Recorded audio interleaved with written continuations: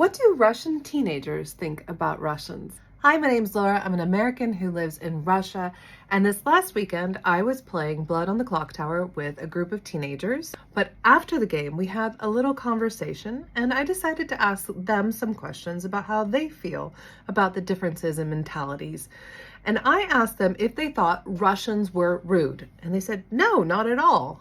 And then I asked them, do they think older Russians are rude? And they said yes. And I asked for an example.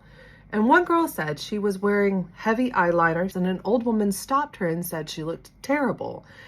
And the girl said that was so rude because it's not her business. And I asked if that happens a lot. Do older Russians tend to say their opinions about how people are dressed? And they said, yes, it's really common. And I asked, would you ever comment on someone's appearance? They said, absolutely not. How someone dresses and how they look is none of my opinion. And I thought this was an interesting example of the differences of how different generations of Russia look at what is acceptable behavior. The older Russians that grew up in the Soviet Union have more of an ability to speak to strangers about appropriate appearance or behavior, while the younger generation is more tolerant and believes it's my opinion. So, differences in Russian generations.